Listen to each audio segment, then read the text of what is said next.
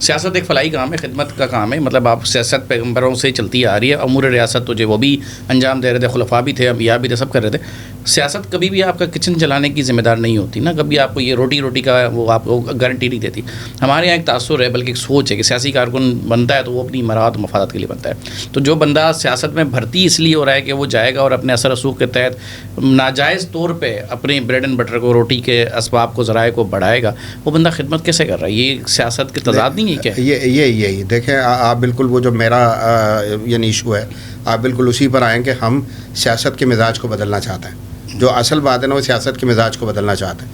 ہم یہ دیکھتے ہیں کہ عام آدمی ہے، وہ سیاست میں داخل ہوا ہے اور کہیں کسی جگہ پر وہ اس کا سفر شروع ہوتا ہے. ابتدا اس کی جو ہے وہ کونسلر سے ہوتی ہے، وہ کسی یو سی کا چیئرمین بن جاتا ہے، پھر وہ آ کر وزیر بنتا ہے. تو اس کی زندگی شاہانہ ہو جاتی ہے اور اس کے بعد سب کچھ موجود ہوتا ہے کہ جس کے متعلق بندہ سوچ بھی نہیں سکتا.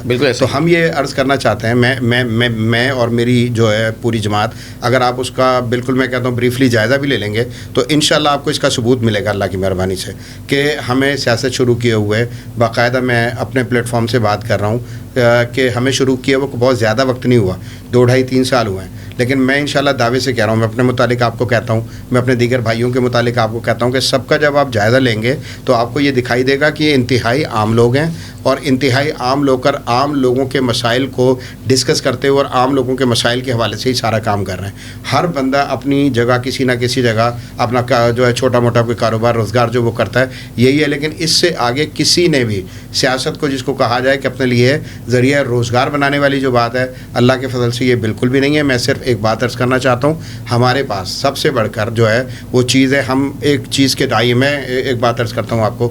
اس ملک کو لوگ کہتے ہیں کہ کس کس چیز کی ضرورت ہے، میں کہتا ہوں اس ملک کو خوف خدا کی ضرورت ہے. میں یہ کہتا ہوں اس کے علاوہ دوسری کسی چیز کی ضرورت نہیں ہے. یعنی ہمارے پاس وسائل موجود ہیں، ہمارے پاس بہترین صحرا، بہترین سمندر، بہترین دریا، ہر چیز ہمارے پاس موجود ہے. ہر چیز، سب کچھ جو کچھ ہو سکتا ہے، چاروں موسم ہمارے پاس موجود ہیں.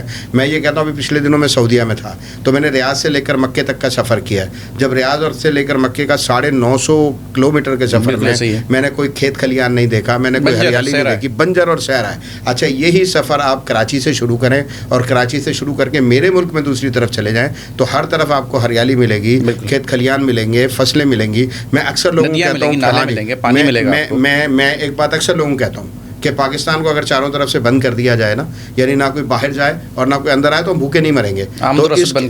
تو اس کیفیت میں یہ عرض کرنا چاہتا ہوں کہ جس چیز کی اصل ضرورت ہے نا کہ ایماندار، دیانتدار، باکردار، یہ سبھی کہہ رہے ہوتے ہیں اپنے آپ کو، لیکن میں یہ عرض کرنا چاہتا ہوں اللہ سے ڈرنے والے، اللہ سے ڈرنے والے جو لوگ ہیں جن کو یہ یقین ہو کہ اللہ دیکھ رہا ہے، ان کو نیب کا پرابلم نہ ہو، ان کا FIA کا پرابلم نہ ہو، ان کو یہ پرابلم نہ ہو کہ کل کو کوئی کیس میرے اوپر بنے گا یا وغیرہ فلاں فلاں فلاں. یہ ساری ان کو یہ پرابلم ہونا چاہیے مجھے اللہ دیکھ رہا ہے. سر جی یہ پرابلم تو بات ہے، مجبوری بن جاتی ہے نا، ان کے ساتھ چلنا پڑتا ہے ورنہ تو سسٹم آپ کے خلاف ہو جاتا ہے. لیکن سوال اس کو تو یہاں پہ چھوڑ دیتے ہیں.